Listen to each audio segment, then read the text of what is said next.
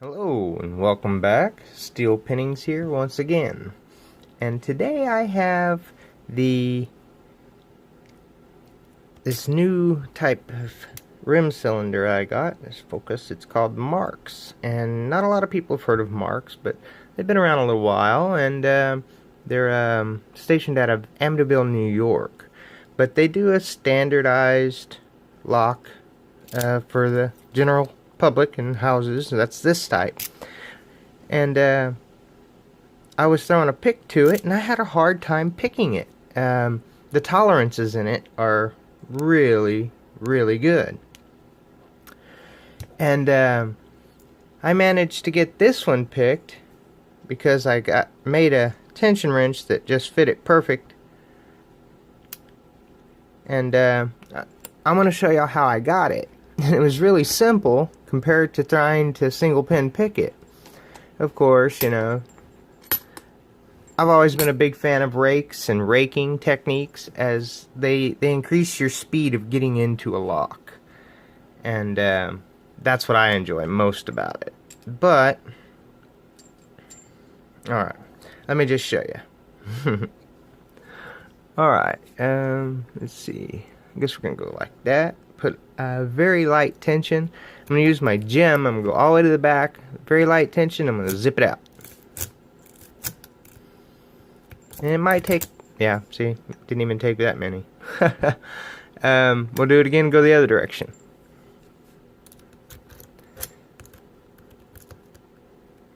You got to get it to go in the hole first.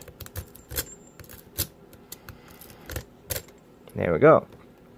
It's a very simple lock to rake open or zip open, I found. Raking open, not so much. I mean, yeah, I could put a rake in it and, you know. But I wanted to show y'all this one that I got. Now, this one's a little bit different. And, oops, sorry. I'm trying to get it to show you without having to tighten it. There, anyway. Go ahead and zoom in on it a little bit, and if you can make that out, it's also a Marks. Now it is Marks with it upside down and right side up, and that keyway is way different looking, isn't it?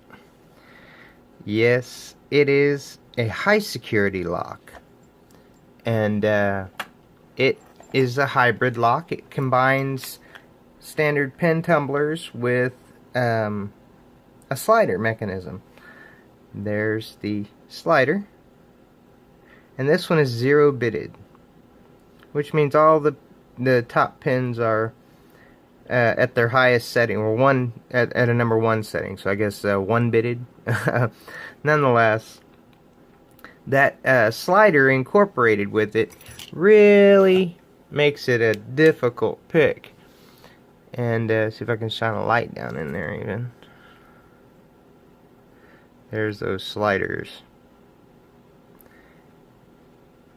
Sorry. And they're all along the bottom left. And I do believe there are 5 of them.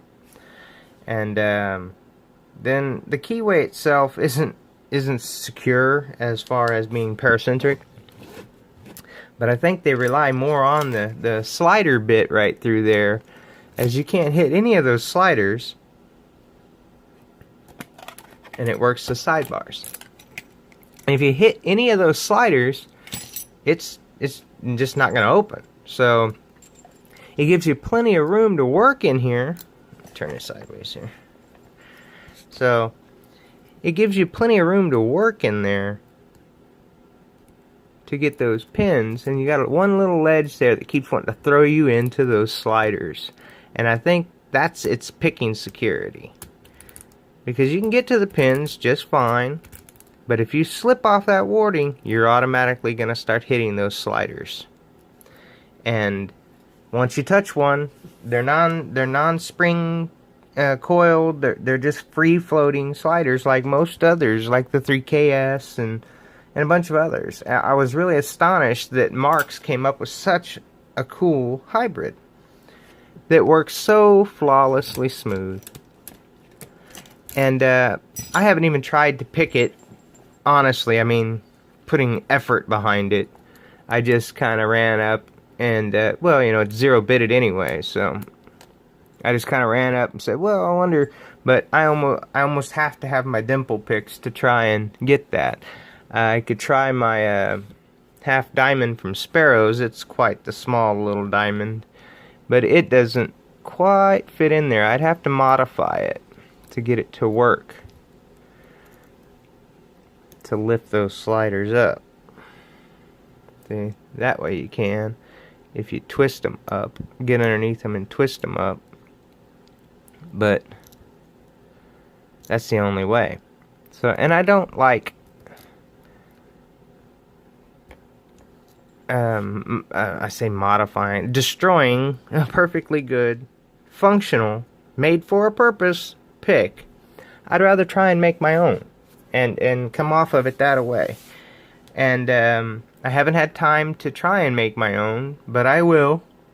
But I wanted to share this one, as it will be my next mission for a high security pick.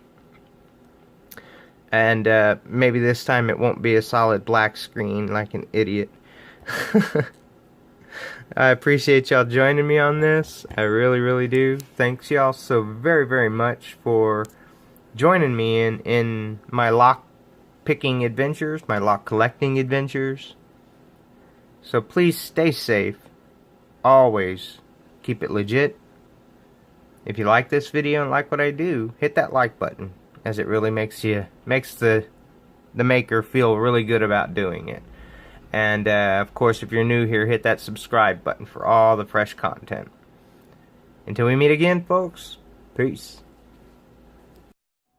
Alright folks, I'm sorry about that, but I took the Marks high security apart, and I was quite shocked with everything I saw in it.